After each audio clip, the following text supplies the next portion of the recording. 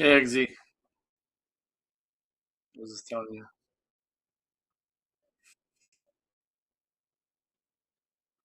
Send me whatever you want to see, buddy.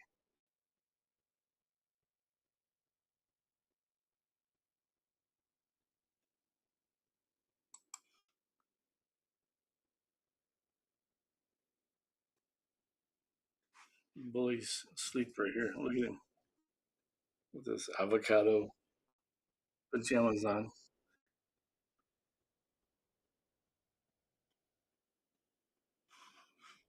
I do something.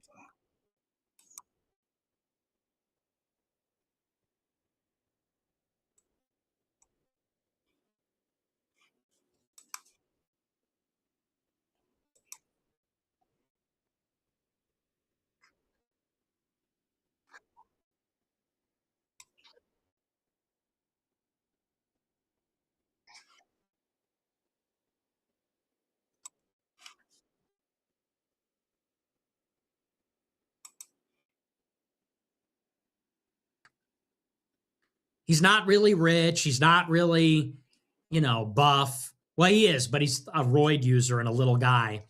I mean, you know what he is. He's just like an Instagram even with the simulacrum. Like he's not real. Frank 412 sent $25. With the Ohio governor race, the Ohio first hats for Christine could be a hit. Big fan, Nick. Thank you for everything. Like blue heart emoji. That's not a bad idea. I kind of like that. Schmo2 sent $50. That'd be a nice tribute. Schmo2 sent $50. Why are all these people saying this war in Iran is about China instead of the Hebes? Seems like cope. Tell me how you really feel about that shit, man. Need ammo. Take care, brother. It's fake. I mean, listen, when you say that China, there is an angle where it is about energy dominance. Truly, there is an angle. When you look at Iran, when you look at Venezuela, that's one way we could talk about it. But that's a rationalization. Does it have some explanatory power? Sure. Here's the problem. It ignores that the real containment against China, it's all about the first island chain. That's really what matters. It's not an energy problem. Because how do we contain China? We contain them in the first island chain. We don't need to contain the oil in Venezuela and the oil in Iran and the energy elsewhere. First of all, China runs on coal and renewables. That's first of all. So yes, China gets oil from Iran. They get oil from Venezuela. But look at their energy mix. It's mostly coal and renewables. We're different. We run on a lot of oil. They don't. So that's one aspect of it. But here's the other. If we wanted to blockade China, we blockade them in the first island chain, which is Japan, Taiwan, Philippines. That we're trying to constrict them around that first line of islands. And so it's all about reinforcing, first and foremost, Taiwan. Yeah. That arguably is the weakest link in the chain. That's the one that's close to China. China debatably has a claim to it. That's the one they have designs on. And if they take over Taiwan, well, then they are able to have ports that are against the Pacific Ocean. They're able to get their submarines out, their carriers out. They break the chain. So there's a few things going on. One, we're prioritizing that. That's really the line of defense against China, not energy. And then the other aspect of it is, how do we defend the island chain? It's going to be with interceptors, THAAD systems, Patriot missile batteries. These are all things we're expending in Iran.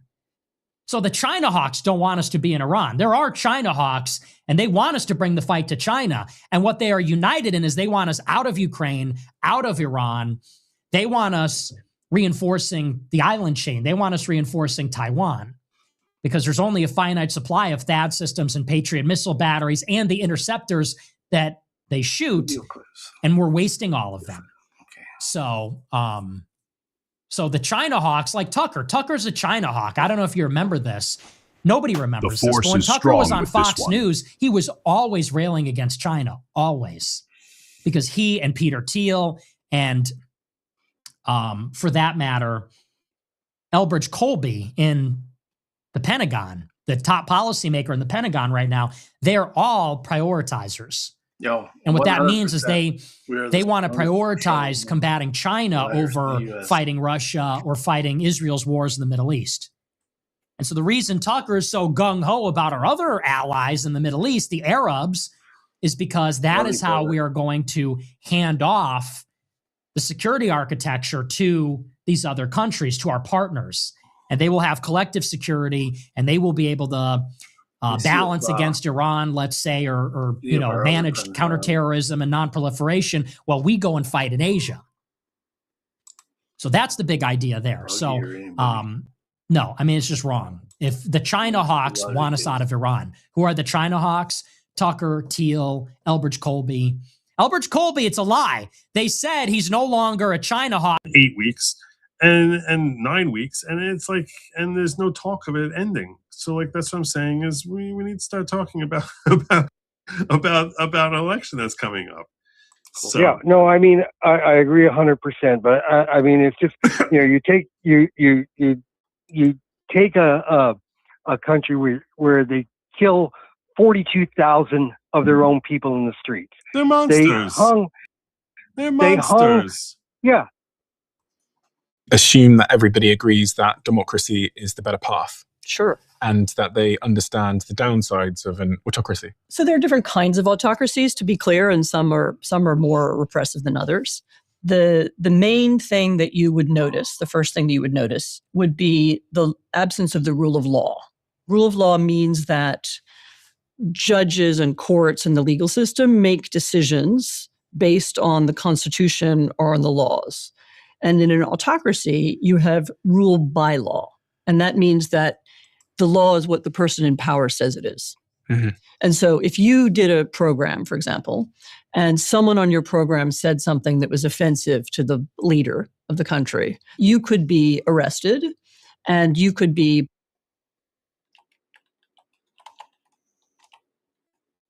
What happened?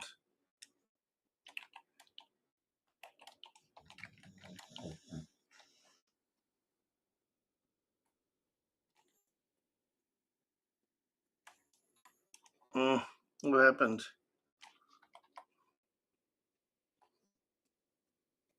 What happened?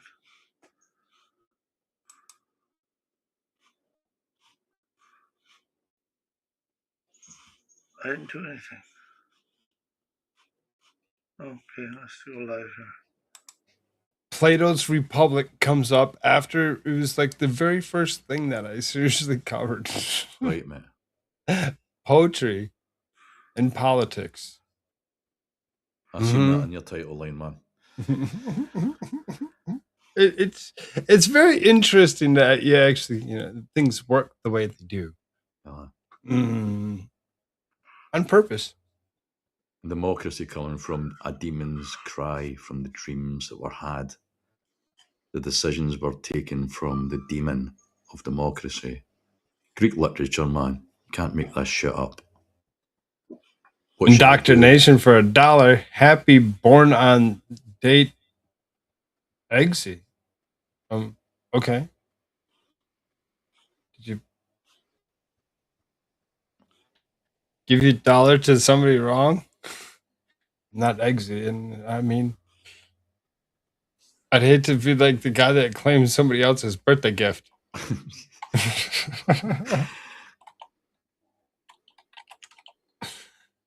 Hey, indoctrination. Thank you again for the $1. Reality Pocket says she's got a back assword. Yeah, she kind of does. She has some things a little skewed. She's again Democrat. International Democrat. Karen You can of see the that. year. Global Right. Karen. Eggsy is my dude that is watching. Is he? Okay. Welcome. Hey, Eggsy. Good to see you, Eggsy. Happy birthday. Yeah, man. And that's the big difference. Here, Oh, I'll tell yeah. you a real story that happened in Hungary when Hungary was going down the road in the direction of a one-party state. You can be the CEO of a company, and Yeah, the Pistons people can play come and tonight. knock They on your lost. door, and they can say, "We It's would gonna be like a you to home sell team. us Come and knock on Win my every time. door. Looks like a majority the share in your elected company." officials are going to do it. And you say, "No, why should I let you do that? That's how the NBA works. My company, I built it, I invested in it, I don't want to sell it." And then, okay, so what happens the next day? Somebody breaks the windows of your house. A few days later, your children are harassed on the way to school. People who work for you start having legal problems. This or that, some kind of mortgage issue or some, and suddenly your company encounters regulatory issues. There's a tax inspection. And one by one, the state finds a way to harass you, to harass your company, your workers, so that eventually you say, okay, I give up, I sell, and I'm leaving the country. And this happened to somebody I know. Sounds like That's a federal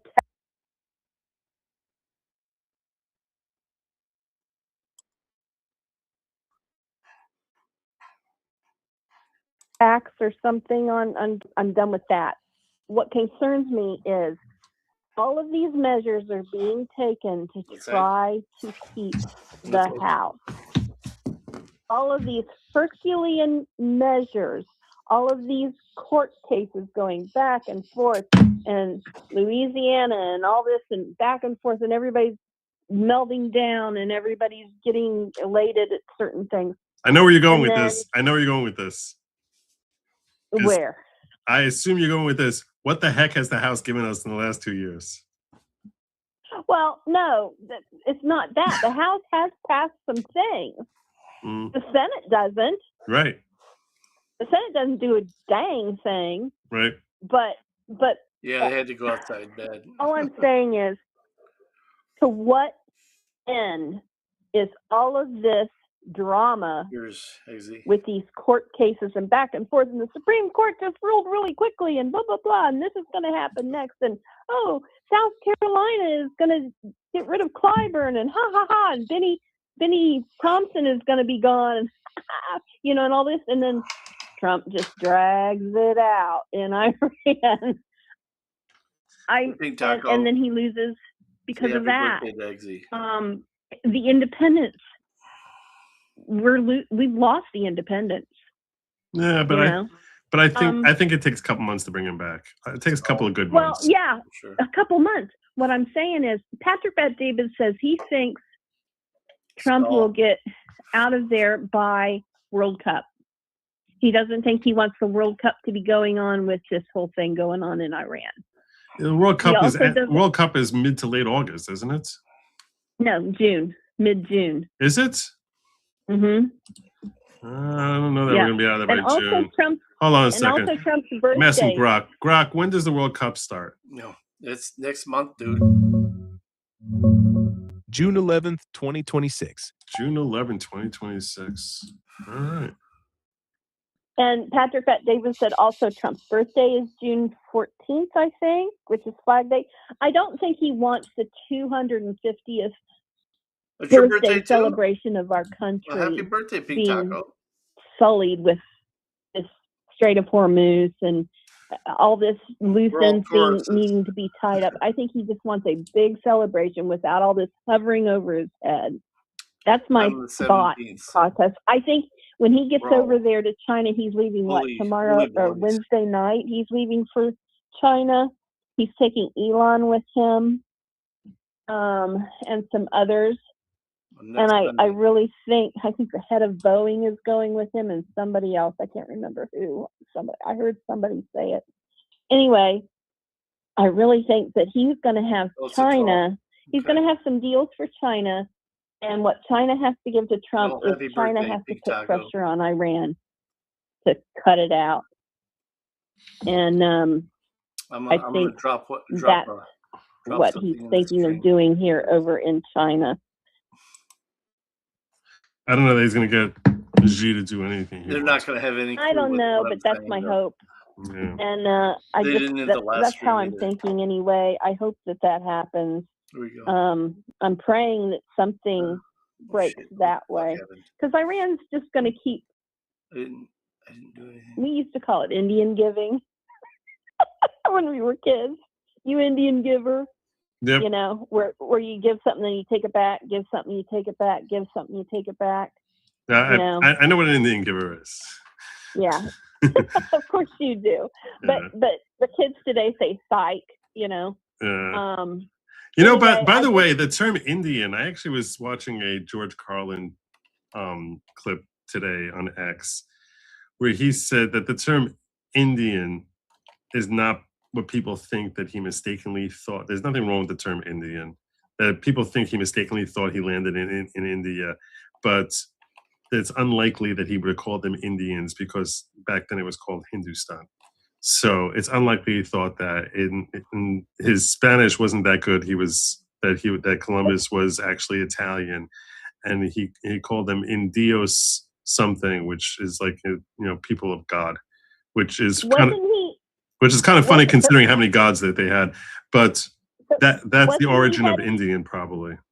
But wasn't he heading for the West Indies? Yeah, but that doesn't mean he thought that he hit it. Indies. Okay. No, anyway, that's the point. Is that I he don't didn't know, think he hit it. Also, didn't Fox News today say that the UAE is now bombing in Iran?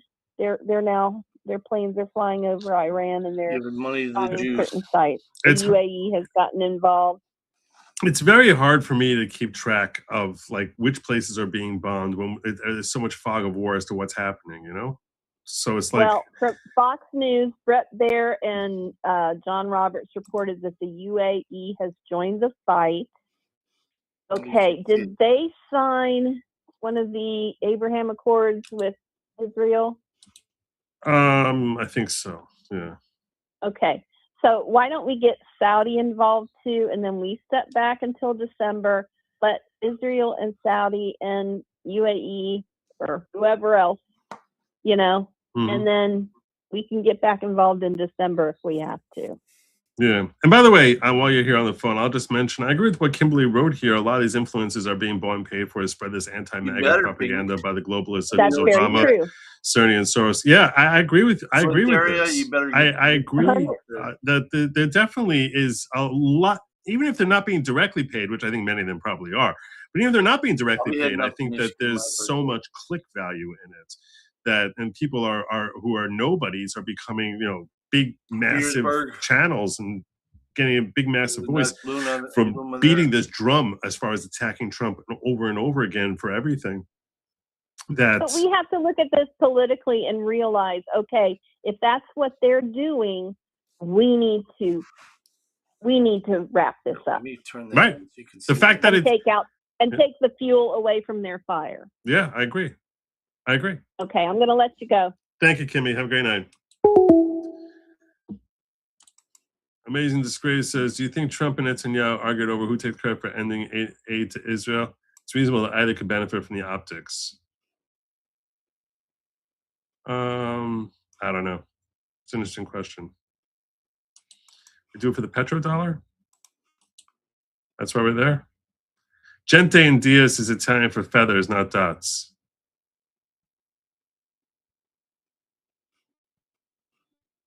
Gente and Diaz is Italian for feathers, not dots. Call from. This is Thad, the man. To accept, press 1. To send a voicemail, press 2. Thad. Hey, you pick the night that I'm watching videos on Zoot. I'll give you 60 seconds. I gotta get to manifesto work here. So. Oh, there's a guy you forgot in the bad Jews part. What? Zelensky. Oh, yeah, I did forget him. You gotta add him for sure. Yeah, I agree. He deserves his own page. I think Zelensky. Zelensky deserves his own page. He deserves his own page. I think I'm torn between hitting on one of the two different types of trans. Well, I'll probably say that for Wednesday with what's his face with Sin. Yeah, or I kind of like the idea of celebrity. I think in general, celebrity worship. People talk. The reference that was made earlier was celebrities talking politics, but I would actually morph into celebrities in general. Just the whole notion of what we the royalty that we drop on celebrities. That's actually that's a good area. I think I'm going to go in that direction. That in declining democracies and historically in autocracies is you have leaders who conduct wars as a way of consolidating their base and consolidating their support. And so one of the things that Trump likes to do is if he declares a war, I believe he had a different expectation of the Iran war. He's using foreign policy. He's using these fighting of wars in order to consolidate his support at home. So that's a part of what's happening. But some of this has nothing to do with Trump. We are now living in a world where the historical political system, the one that was built after 1945. Some people call it the liberal world order. I don't really like that term because it sounds kind of mushy. But the order that has existed since 1945, the one that was somewhat based on the UN, that was based on a set of rules and treaties, that order has begun to break down. And it's breaking down for several reasons. One, we've started to discuss already, which is changes inside the United States. I don't like her that much. Why would I stick a sock in her mouth? You. This is a national democracy. I seen that. I like that. It's interesting. It's interesting to see the autocracy actually being a thing. And the United States was a really important pillar of that order. But it's also breaking down because the autocratic powers, Russia, China, Iran, Venezuela until recently, and others, have been challenging that order for a while themselves. They didn't like the American dominance of international politics in the conversation. They were competing with America at a strategic level, but also... No, I think this is what AOC looks at when she's trying to figure out what to do. She's like, oh, I want to be like Anne Applebaum. In what is really a war of ideas. So let's go back to autocracy and democracy. If you are the leader of Russia or you're the leader of China, what is the thing that is most threatening to you? And the answer is the language of liberal democracy. So all this stuff that we find boring and we're used to, and this idea of freedom of speech and separation of powers and rule of law, all those things that we have come to take for granted. Don't those Brits call them slappers? I mean, maybe. Not really sure. Granted in our societies are a huge challenge to the political system in Russia or China. What is Putin most afraid of? He's most afraid of a street revolution of the kind we had in Ukraine in 2014. So when people are standing on the street and they have signs saying, we're against corruption, we want democracy, we want to be in the European Union, we want to be integrated with Europe, he's afraid of that happening in Russia. Because if you live in an autocratic state where you don't have freedom of speech, where there is no justice, where the government decides what all the rules are, then those ideas are explosive and exciting, the same way they were in the 18th century when they first appeared in the Declaration of Independence. And people can be motivated by them, people will go into the street for them, people will risk their lives for them. And the autocrats know that. And so really for the past decade, since 2013, 2014, you see them seeking to spread those ideas, to promote them. I mean, we all know now about Russian propaganda campaigns. We know what Russian disinformation looks like. There's a Chinese version too, which we don't see that much in English, but it appears in other countries. We see them seeking to undermine democracy, trying to spread the influence of a different set of ideas. So the war in Ukraine is exactly that war. The Russians are firstly trying to destroy Ukraine as a nation. They want it. Wait a minute. What is she? Now about Russian propaganda campaigns. We know what Russian disinformation looks like. There's a Chinese version too, which we don't see that much in English, but it appears in other countries. We see them seeking to undermine democracy, trying to spread the influence of a different set of ideas. So the war in Ukraine is exactly that war. The Russians are firstly trying to destroy Ukraine as a nation. They want it to disappear. They're an empire. They want Ukraine to be their colony. And they understood. No, this lady's like forgetting that, the Kievan Rus was something of significance. And you might want to actually go back to doing that. Perfectly well that by challenging Ukraine, by invading Ukraine, they were defying this liberal world order. They were defying the rules of post-war Europe. Because in post-war Europe, there was a decision made after 1945, we're not going to invade each other anymore. We're not going to have wars. Instead, we're going to decide everything by diplomacy. Borders will not be changed by force. And the Russians understood that they were breaking that norm. And they invaded Ukraine. They also invaded Ukraine because the Ukrainians were using that language, that powerful democratic language. I'd love to try holding a conversation with this lady as she's like, spewing all this shit and just be like, but what about this? And what about that? What about this other thing? And why you actually, what about the ethnic cleansing and the legitimacy of Eastern Orthodoxy religion being wiped out? And it's, she's just not thinking. She's seriously just not thinking. It's just like, that's not a thing. They just want their traditional territory? Exactly. It's theirs. It was theirs. The quote-unquote borderland was created afterward. That's why I suggested the sock. I mean, I get why you suggested the sock. That we take for granted. And Putin said, if they can do it in Ukraine, then people could do it in Russia. And so I need to crush this Ukrainian democracy movement. And so that war really is a fault line between the democratic world and the autocratic world. So I think what you're seeing is the breakdown of an older system that was more or less organized around by American rules. Through history, which lasts longer? Democracy or autocracy? Oh, autocracies. They last longer. Well, look, if you look back in history, most human societies in most times have been what we would now call autocracy, but they were whatever. They were monarchies. They were led by tribal leaders, by warlords. There have been very, very few liberal democracies, and most of them have not lasted. And I should also say... Right, most of them have not lasted. Why? Because when it comes to mob rule, when it comes to every single last person in the planet having something to say, and it's their idea too, all of a sudden, there's half of the group says, hey, I like that guy's idea better. Let's take care of this one. Let's just go out this way. Over and over again, switch it up, move it. The wings of the bird, the wings of the bird that we don't like. Go back to an autocracy. Make Trump the king. Let's go.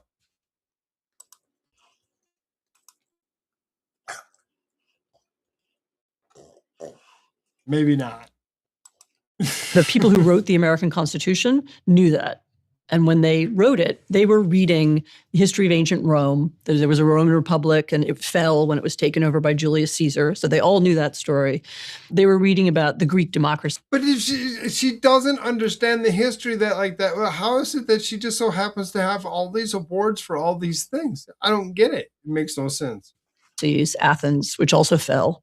And when they wrote the U.S. Constitution, they were thinking, how do we make this last? What can we put in it to make it last? It's a longer story, whether you think they were successful or not. But everybody who created democracies, whether it was after World War II in Europe, whether it was America in the 18th century, everybody understood that this was a fragile system, and they tried to put checks and balances, judicial, legislative, and executive power.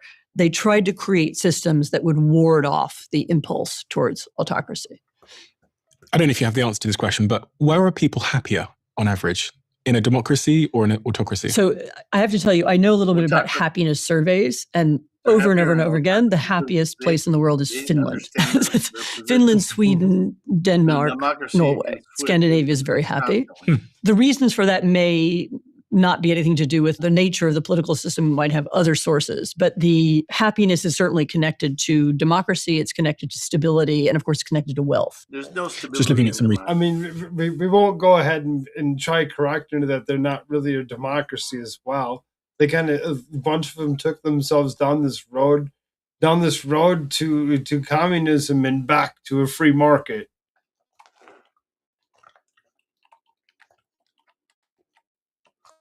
But okay, they're all democracies. Every single last one of them are a form of a democracy, just like we're a constitutional federal republic, a form of a democracy.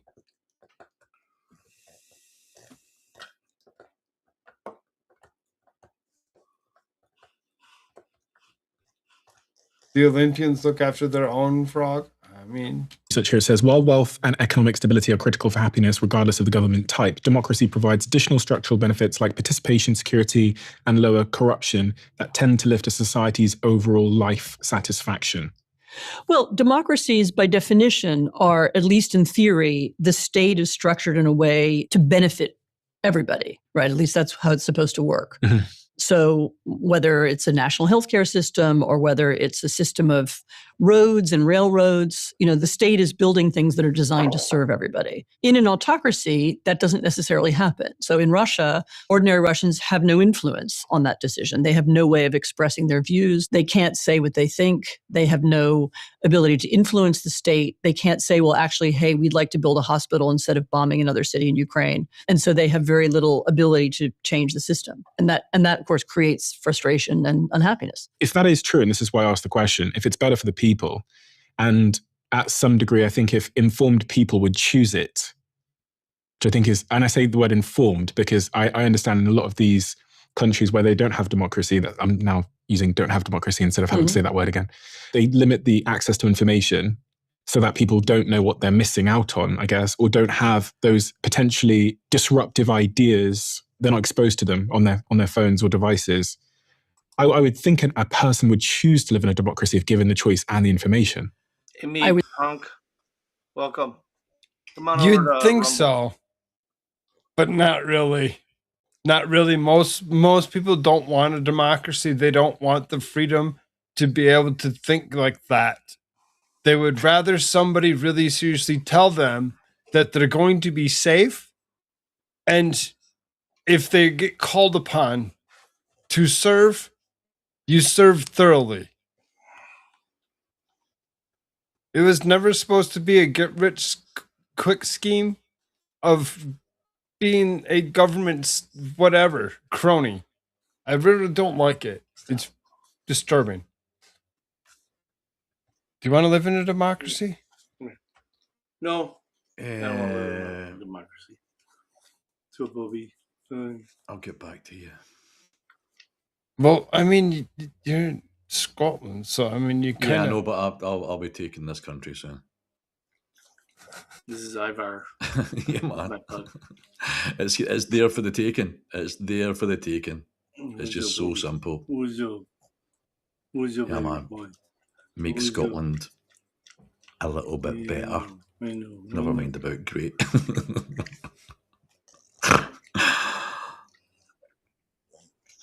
Yeah. Let's not get off topic.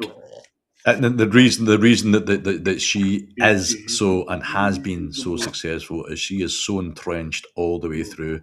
These people do love to rewrite history. I'm just so surprised that Mr. CEO, he hasn't fucking asked her anything yet. He hasn't contradicted her yet. He hasn't said, well, what about this, that, or the other? Because he does know. Just like he's annoying me at the moment. Mr. CEO. We said it at the beginning because we've said it before at different times. He plays stupid very well. Yeah, I know, but usually the stuff that I have listened to, I like him. Don't get me wrong, but it doesn't mean. No, yeah, that's why I watch him again. But. Yeah, I can't. It doesn't mean to say that we can't call him out or how you see it. Respect. Right, the information is still the information. Exactly, and it just seems to be so softball, and it's like I'm just waiting for him to be like, well, what about that then? But yeah, see, if you actually watch the video, I was supposed to listen to him. Whatever, when he asks some of these questions, he kind of puts a little smirk on his face, like you can see that he knows. That'll be the one hand under the table technique. Right, exactly. I'm going to actually grab the water that should be filtered now. Yes. Right back. Good man. Are you listening to everybody? Filter your water. Not just that as well. Do you know what I'm just purchasing, Cool Frog? Is the filter for the shower.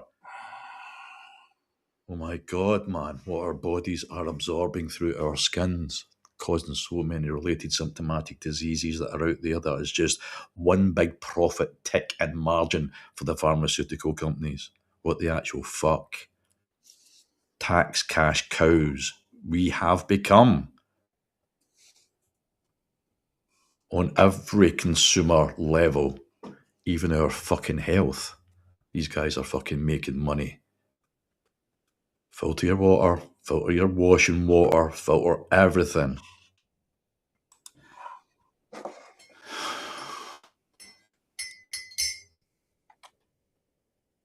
Cheers.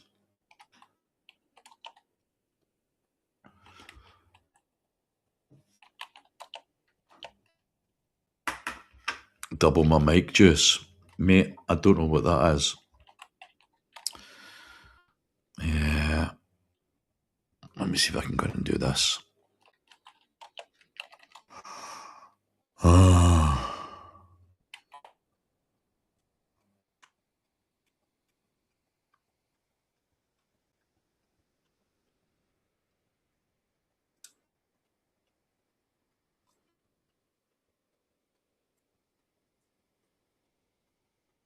I'm going to go for a double, okay? I don't know why this keeps resetting, man. I'm still learning.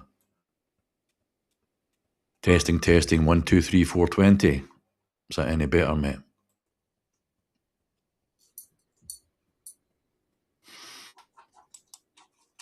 Yes.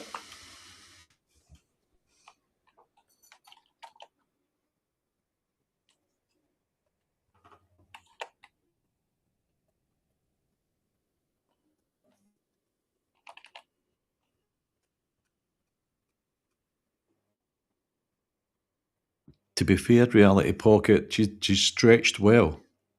Yeah, man. If you look some about old pictures of her, she definitely has stretched well.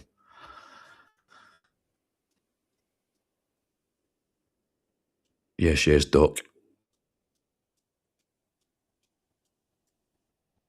That was just what Mr. Cool Frog was saying there, that he's going to go and get his filtered water, just the importance of filtering every single bit of water, man. Some great carbon filters you can get for your showers.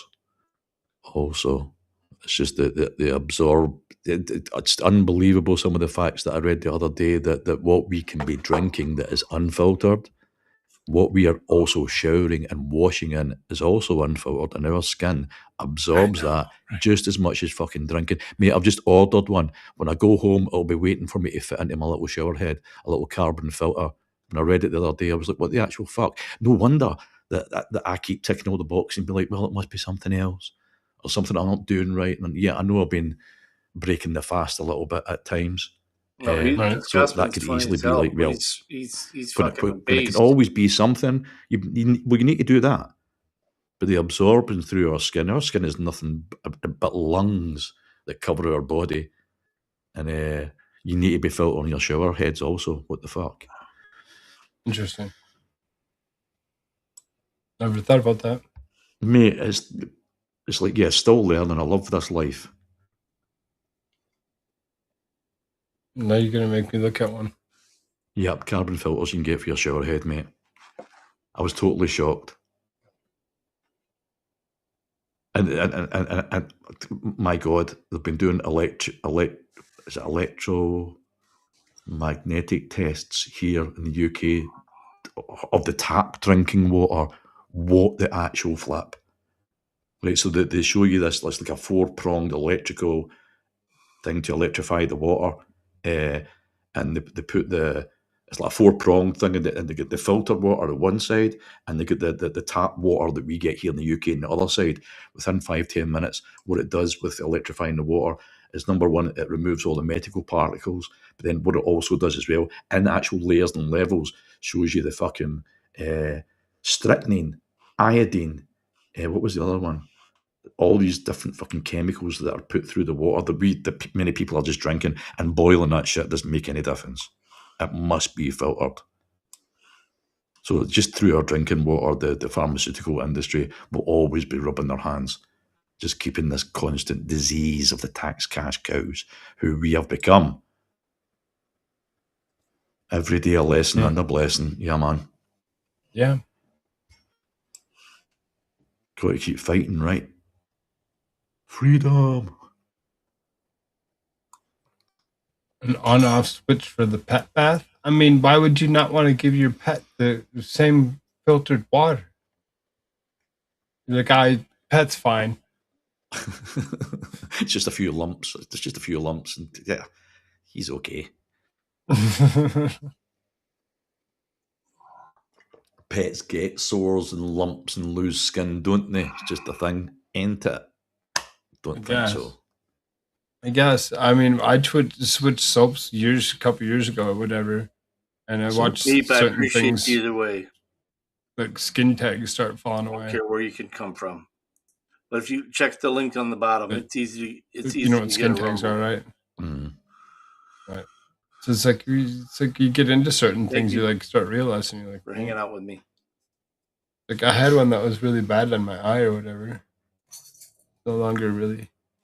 It's really small now. I think I can talk. A big thing that's starting to hit the UK as well is shingles. It would be so much Shingles easier is for coming him. back in a big way.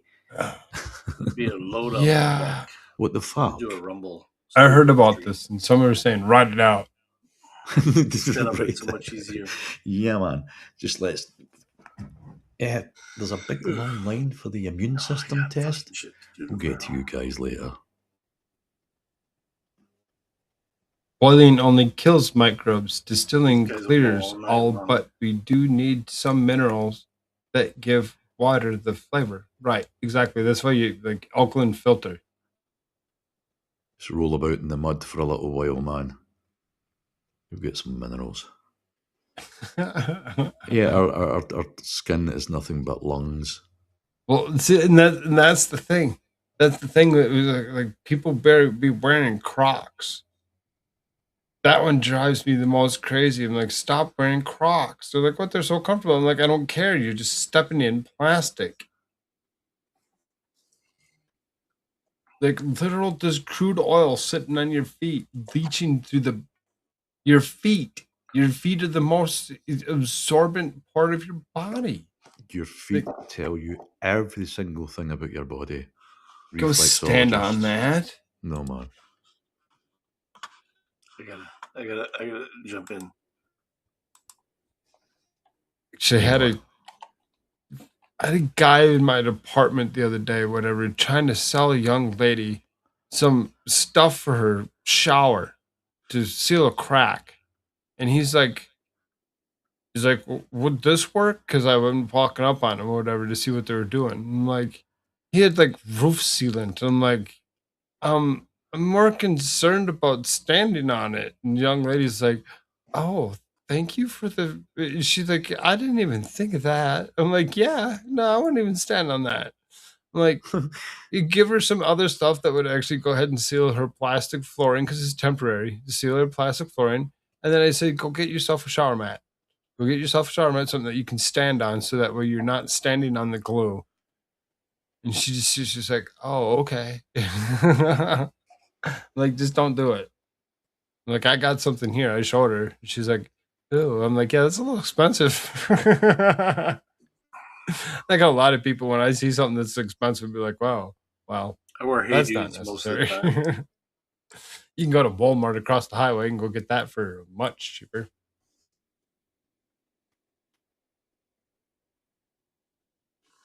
Hey dudes, no, not really. They're garbage. Anything that you can grab the heel to the toe and you can fold it in half, not really good for you.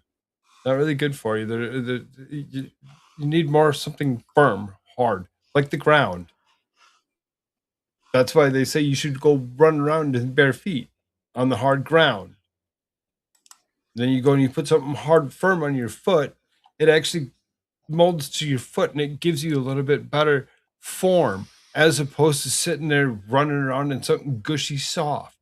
Dr. Scholl's rubber crap or whatever that you say, that's not comfort. That's ridiculous idiocy. You get doctors telling you to wear stupid crap that's soft and this, that, and the other to help with your plantar fasciitis. They fucking lying to you, bro. They're lying to you through their fucking teeth. Why? Because they want you to stay sick. They want you to stay sick so that you go back to the doctor over and over again.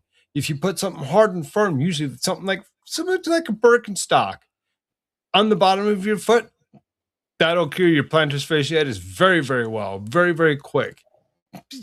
People just don't get that. They're like, huh? Yeah, I sold shoes for years. Birkenstock leather shoes. Yeah. It's very upsetting that Hey I'm Dudes. still not Easy, selling light, shoes out of easy. Mall of America. God damn it. We can talk about this later.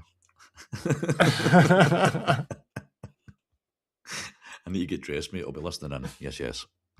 I think so. Although, there are other, there's a deep human need for a sense of stability and security and hierarchy for some people. And it's true that authoritarians seem to offer that. You know, in a democracy, you do have this constant change of leaders. You know, there's more demands on citizens. You know, you have to participate. If you care about your country, it's not just enough to vote. You need to be involved in politics in some way. And autocracies, I mean, I think falsely offer stability. And so the argument of the Russian and Chinese governments and the argument they make in those social media campaigns that they run inside the US or the UK or Europe is exactly that. Authoritarianism is stability, safety, traditional values, hierarchy. And there are people for whom that's deeply appealing. So I wouldn't discount that instinct. And when people like that are also able to control information, when they control the security services, when they monopolize the use of violence, they can be very hard to undo, even if the majority of the country wants something different. It's almost hard for me to understand how the people in Russia are okay with the fact that the leader has been there for several decades and isn't moving. It's hard for us to understand because in the UK or in America, there'll be people on the streets. It doesn't matter what they think. Really? Well, because they have no way of expressing what they think. There's no such thing as public opinion or public debate. There's no forum you can join where you can say what you could express your views in a way that's fair. And if you do say, I think Putin should be, you know, it's time for him to retire, you could be arrested. And so people begin to adjust what they think and they begin to change their behavior because they know that it's dangerous to say things. I mean, this is a phenomenon I found in the work I did years ago in the Soviet Union. The propaganda said how successful we are and how much hay we've grown this year and how many bits of steel we've made, and it was always fake. And so the question was always, well, did people really believe that? Did people believe in the system? Did they believe in the propaganda? And the answer was a little weird. It was convenient for them to believe it. In other words, in order to get on in life, you had to believe it, or you had to say you believed it. And at a certain point, what they really thought, like deep in the back of their mind, didn't matter because there was no way to say what you think. And that's what you have in Russia again now. It's for me very tragic because there was a period in Russia in the 90s and 2000s when there was open debate and people were speaking freely and clearly. In the 1990s, Russians briefly spoke openly about the country, challenged the Kremlin, and debated the future of independent media. For many, it was rare freedom after the Soviet censorship, but economic chaos tied democracy to disorder. By 2001, NTV's takeover marked a shift back to centralized control.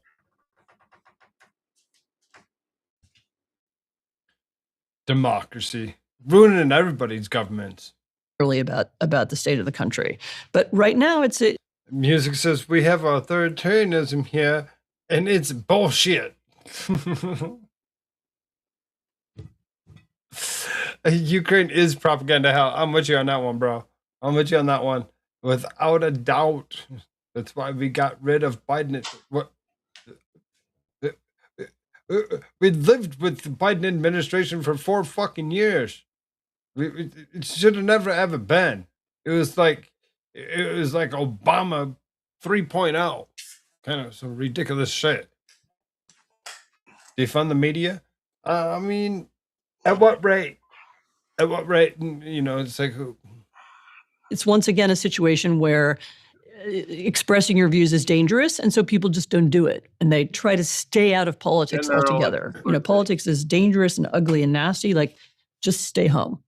And remember that this is something that's developed over years. It didn't happen from one day to the next.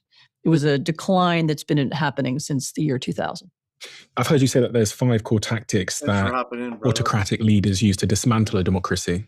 Could you walk me through the 5 tactics and maybe also link them to things that are happening now in the West, which might be warning signs of the dismantling of one's democracy? Well, corruption. We've done that one already. Mm-hmm. Corruption you have in any political system, and you often have it in democracies too. But in an autocratic society, you have more corruption because the legal system is controlled. And so what you have... Cheers. Oh, this is so good. So good. Obama without being held responsible. I said, right, no responsibility. Pulled the responsibility wrong.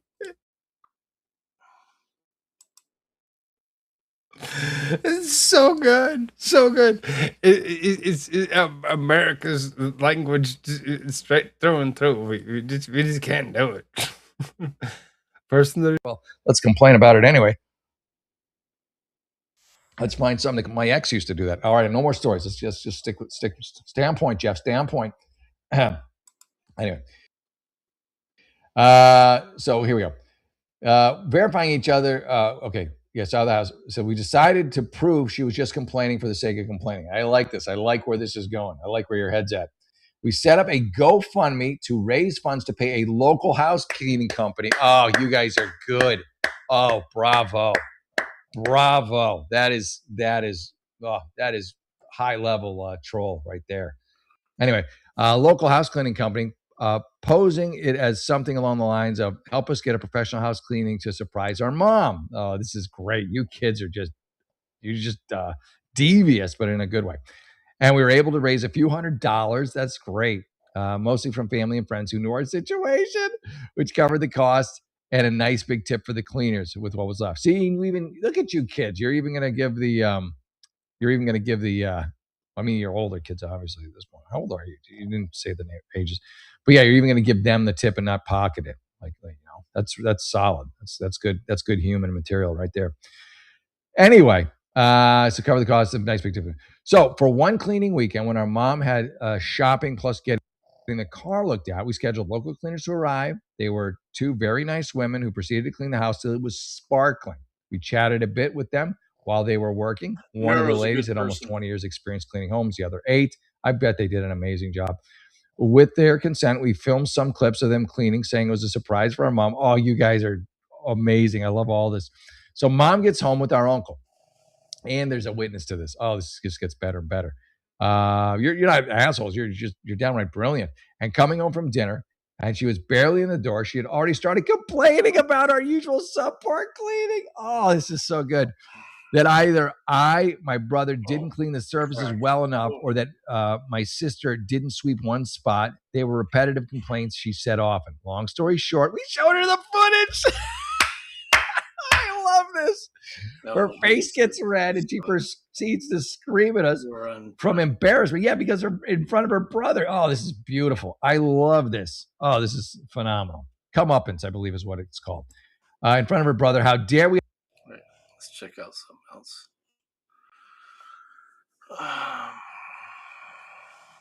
Yeah.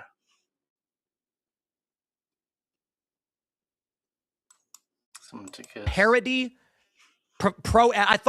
I thought Spencer Pratt made this ad that was a gag meant to act like it was insulting him, but in fact, it's actually an attack ad where it's like Spencer Pratt doesn't want to spend taxpayer dollars on housing for our unhoused neighbors. And I was like, very funny, Spencer. It turns out, no, it's actually a group that doesn't like the guy. And they just made an ad that accidentally supports him. So we'll talk about that. Donald Trump wants to make Venezuela the 51st state. I guess it's not going to happen, but it's funny anyway. And then hantavirus is here in the United States, I guess, which we'll talk about it, but I'm not holding my breath. I'm not, everybody's freaking out, but we'll see what happens. We'll talk about that more. Before we get started, we got a great sponsor for you guys. It is PocketHose.com. All right. Pocket Hose is the #1 expandable hose in the world. Super lightweight, easy to manage, easy to store.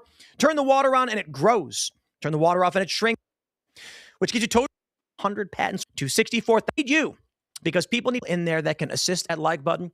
Share the show with everyone. Joining us tonight to talk about this and so much more, we have Brett Weinstein. Very excited to be here. Thanks for having me, Tim. Who are you? What do you do? Oh, I'm an evolutionary biologist. I taught for 14 years at the Evergreen State College. Actually, you and I... We did a little documentary about it. You did a documentary on it, yeah. I have been podcasting, authoring, public speaking, that sort of thing. I host the Dark Horse podcast. We do one live every week, me and my wife, Heather Hying. That's where people would know me. Yeah. Well, it's great to have you. Welcome. I think it's been years from them since we've had you back. It has been quite a while. Quite a while, but it's great to have you. Your insights will prove invaluable, good sir. Let's hope. So it's going to, yeah, absolutely. Libby's hanging out. I'm here. I'm glad to be here with you guys. I'm Libby Emmons, editor-in-chief of the Post Millennial. I have a podcast, The Pod Millennial. Is that one You of can the check it out at quartering thepodmillennial.com. trolls?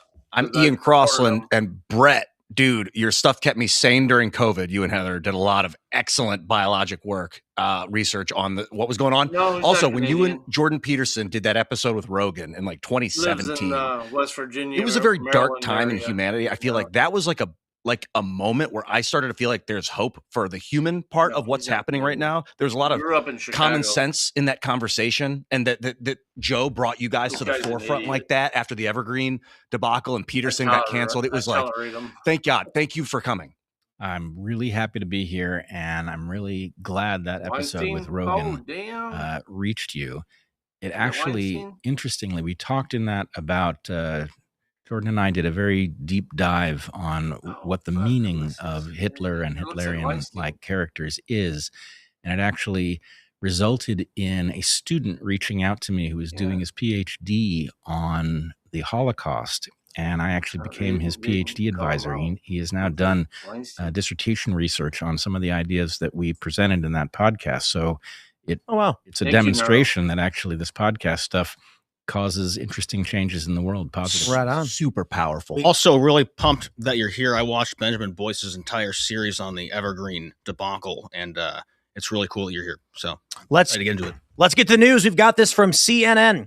Supreme Court allows Alabama to eliminate congressional district held by a black Democrat.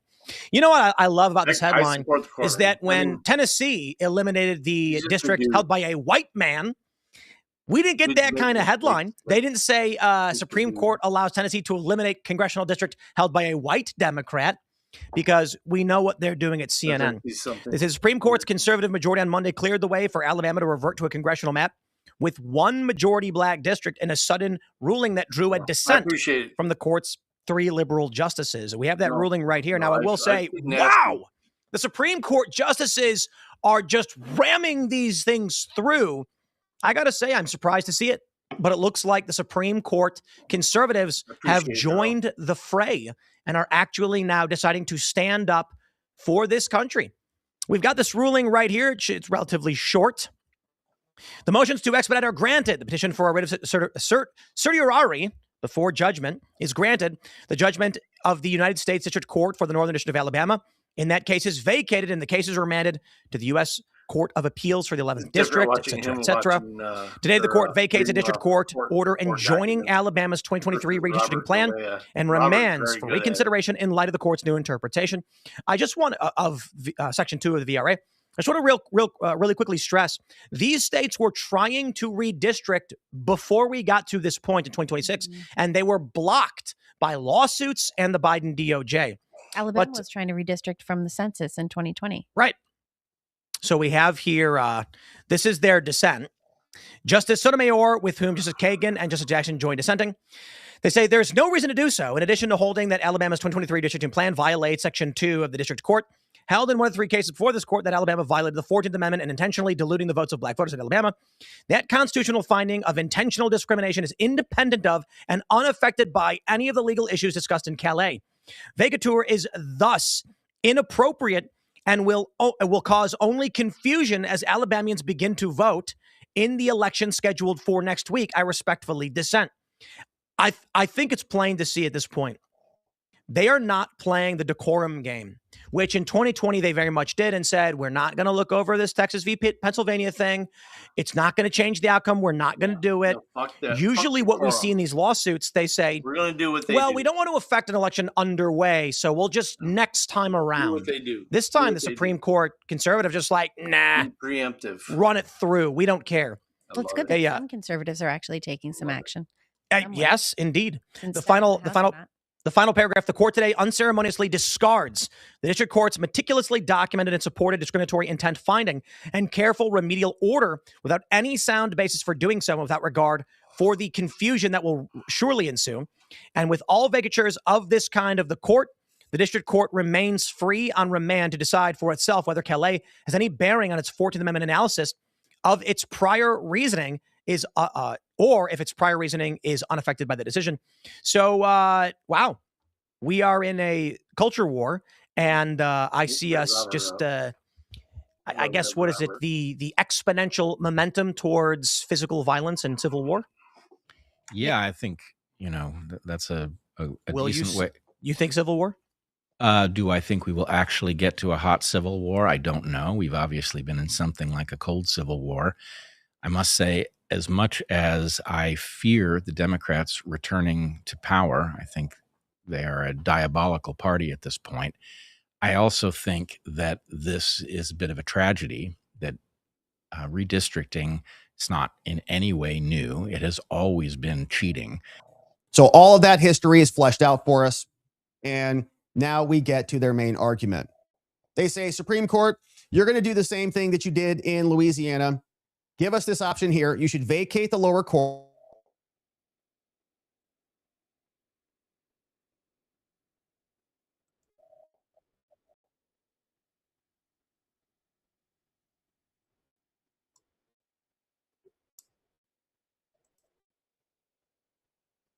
There's some routers here.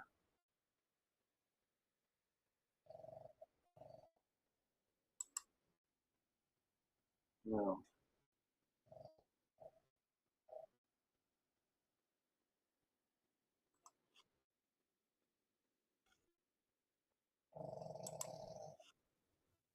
Yes. Hello, my beautiful friends. What an amazing day it is. Welcome back. Hopefully your weekend was absolutely outstanding.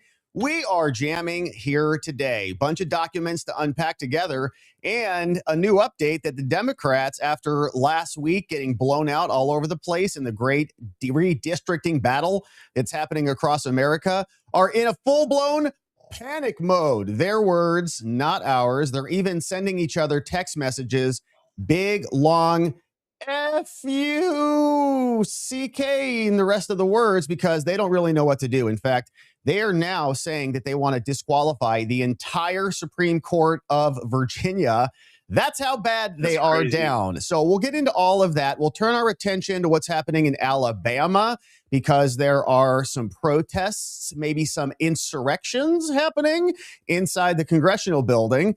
And we've got more news on Trump's election integrity army. Remember, we've been covering this new executive order from Trump that is going to create lists of eligible voters that will be useful for the states to measure their lists against. We also had a bunch of blue states sue to stop this executive order from coming into effect. Well, now the DOJ has responded with a motion to dismiss. It's a big one, 60 pages. We'll see what's inside and hit the highlights on that one. Before we turn our attention to the Biden scramble, we know that this was an auto pen presidency, and there were some questions about his classified documents. And back in 25, I believe it was 25, we heard a bunch of her audio. Remember the special counsel that Garland appointed to go investigate Joe? We got some of that audio out, but now there is more that is not released yet that the Heritage Foundation and many others are digging in on, and the Biden people are scrambling to stop it from coming out. And so we've got the latest updates on all of this and more. It's beautiful to be with you. Thank you for joining our channel. Thank you for subscribing, liking the video, and all the things while you're here. Let's confirm the tubes are connected, and we're coming in loud and clear all across the fruited plains of the internet on this lovely evening. And it looks like things are working. Tremendous news. Sometimes when you take a break, you never know. But it's working. That means we can go ahead and get started. It's panic time, baby, because this is what the story is. Democrats in panic mode. They've been getting blown out in the great gerrymandering battle across America, and they're texting each other, according to Newsmax and others who are reporting on this, words like this right here, censored on your screen here. So if you got little ones in the house, this is what they're sending to each other. F. This is not good for them. They're getting very, very nervous out there, and they've got a new insane strategy to try to reverse course on this, which is what you'd expect crackheads who are power hungry, what they would do. And so here's the story on this. Of course, we're going to take a closer look at what that strategy is, courtesy of this fella called Quinn Yeargain. and how they're going to try to maybe boot the entire Supreme Court in Virginia for daring to follow proper procedure in Virginia. And then things are getting wild over there in Alabama. We see this is one image of a woman who's very unhappy with what's going on over there. Can't wait to see what she has to say about all that coming up. But here's the background explaining what the aftermath of the blowouts last week led to over the weekend. They say Democrats, according to Newsmax, have gone into what party insiders, Democrats themselves, are openly describing as panic mode as Republicans suddenly see a clearer path to holding the House in 2026. A series of court rulings on redistricting that we've been covering here and voting rights has given the GOP a clear path to get plus 10 seats. Now, what only weeks ago appeared to be a Democrat blowout has now been dramatically reversed. Thank you to the Voting Rights Act and the racist districts that are no longer allowed to be drawn. And thanks to Virginia getting caught with their illegalities right in the middle of the process. So a major ruling this past week, of course, invalidated the gerrymandered maps. The developments have rattled Democrats nationwide and energized Republicans. I do feel a little bit of extra energy, who now believe the political map has shifted decisively in their favor. F! Double exclamation. F! One House Democrat texted Axios reporter called Andrew Solender after Virginia's high court struck down the Democrat map. House Minority Leader, Hakeem Jeffries, he vowed to Democrats, he came out and he said, we're going to pursue, quote, all options to overturn this shocking decision. While Democrat strategists privately acknowledged the setback could fundamentally alter the control of Congress. Another strategist called Adrian Elrod told reporters, I think we still take back the House, but it's a major setback. We have to just win at the ballot box and we can do it. Well, I don't know. That would require ideas and a good proposal that would be attractive to Americans, which they don't have, which is why they always have to cheat repeatedly to throw people off the ballots, to put them in prison, to try to attach illegal constitutional amendments into their elections, and so on and so forth. Now, Republican optimism comes after a dramatic turnaround that started the redistricting war. Republicans shocked Democrats by flipping 11 seats nationally, including major gains in New York and elsewhere. The strategy has now been unleashed across the nation, and Virginia Democrats tried to scam theirs through. Ron DeSantis is working on it. And what came last week was the voting rights decision. And that's where we're going to go with Alabama, Louisiana. Many other states are now knocking on the door of the Supreme Court, like we see in this filing right here. And they're saying, hey, we need you, Supreme Court, to allow us to get rid of these racist maps, which is why this woman is so upset about it. But here's what they say. Political analysts believe the decision could reshape congressional maps across the South for years to come. Tennessee Republicans have already approved a new map targeting the lone Democrat-held district. And it's only fair. This is what they do in New Hampshire and Vermont and Massachusetts and all of the other New England states where they repeatedly have gotten rid of all Republican representation. There are no congressional seats out there, period. Now they're like, how could you do this to us? What are you talking about? We're finally just playing by your rules. Another Democrat consultant called Trevor, he bluntly summed up growing concerns inside the party. He said rigged maps can overcome a lot. They're not rigged. We're just playing fair with you guys. You guys want to play this game? We'll play. And another Republican is celebrating this. He said, this guy, Jen Kiggins, I think might be female, said, I thank the Supreme Court for its courage in standing up for what is right. Another rep, Richard Hudson, chairman of the RNC, said, this win is yet another sign Republicans have the momentum. We're on offense, baby. And I added that in, and we're going to win.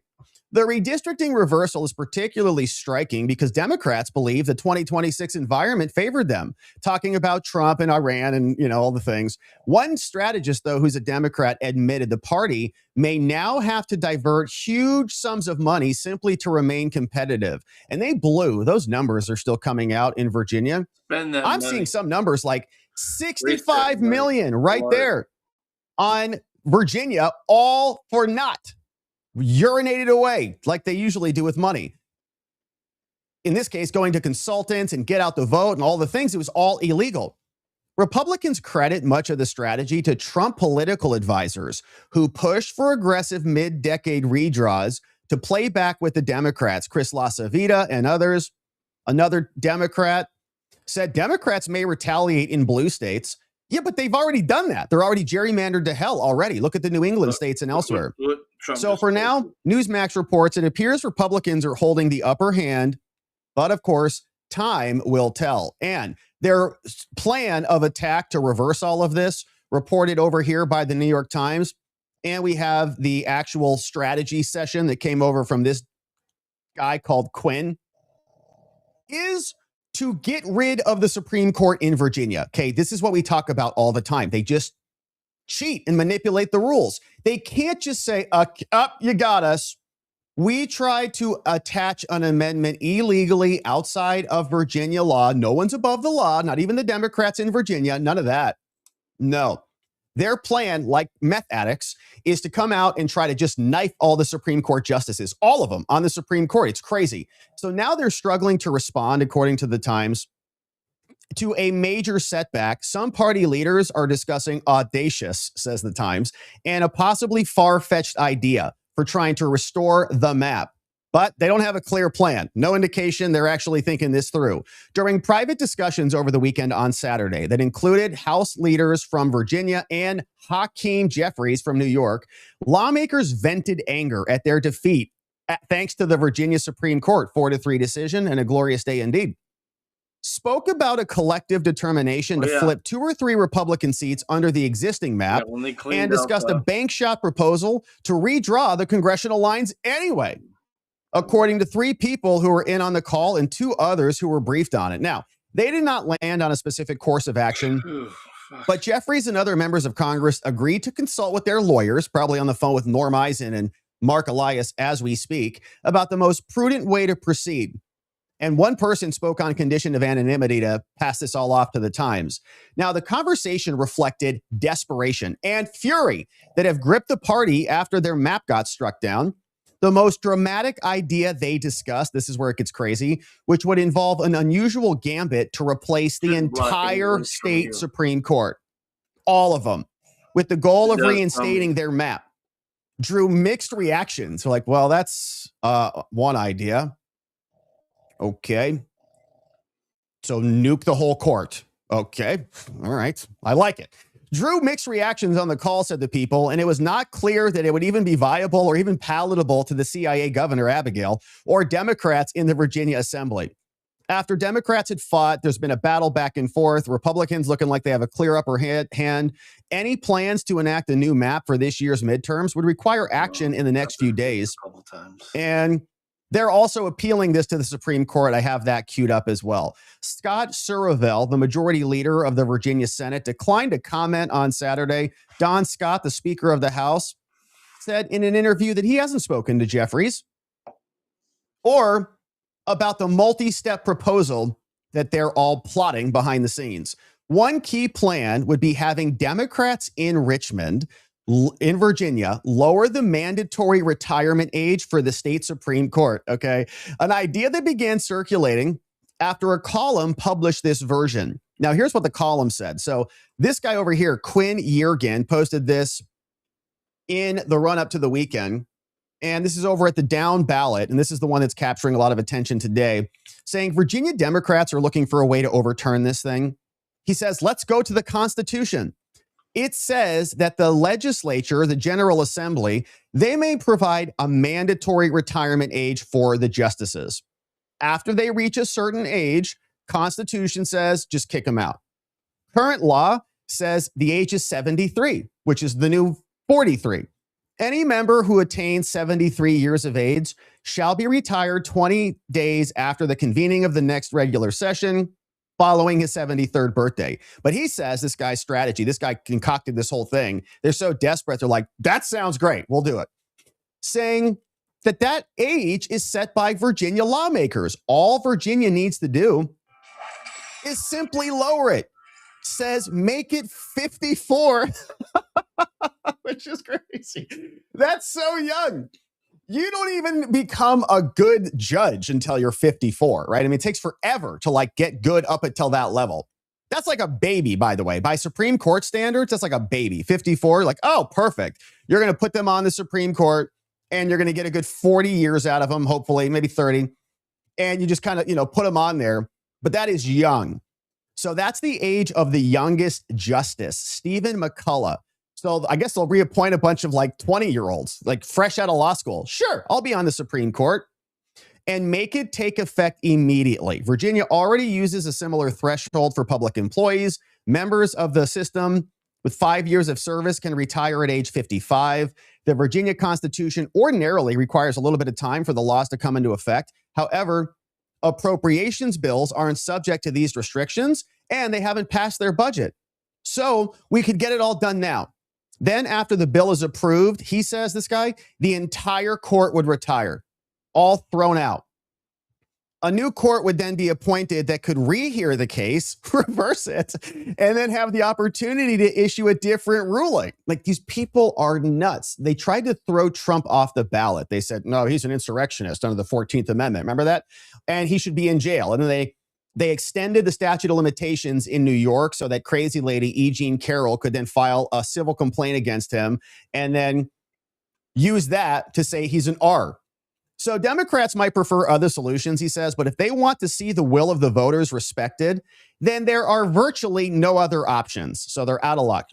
And none with as good of chance of success as this one, which doesn't seem like there's a lot of room for success on that.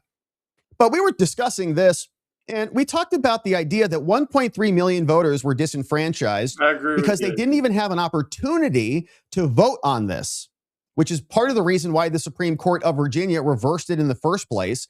They said, oh, you disenfranchised all the people who voted on the amendment. No, you didn't give a proper and fair election. In fact, a huge portion, according to the Virginia Supreme Court, 1.3 million people never even got the opportunity to make their voices heard. So they did the disenfranchising, and probably for a good reason, because if they would have included all those people in this entire process, probably would not have gotten this far, because they're cheaters. So the Times says Spanberger would have to sign off on this. Why wouldn't she? She has not been briefed on the proposal, said her people. The first step would be to invoke a January ruling, and Democrats would aim to invalidate earlier constitutional amendments, and there's other plans. Ensuring this plan would be to lower the mandatory age. New York Times, again, taking his idea and running with it. This is how desperate they are. 75 to 54. In states like Arizona and others, they've expanded the Supreme Courts to make them more conservative, but this would get rid of all the judges. It'd be like, the Red Wedding in that TV show. Like, everybody's just dead. You're all dead now. Former Representatives James P. Moran, Democrat of Virginia, said a move to stack the Supreme Court this way would be a bridge too far, could backfire on his party. He said that he understood that many Democrats felt their party needs to fight back, but we do have to keep our credibility. We have to do things that pass the legitimacy test.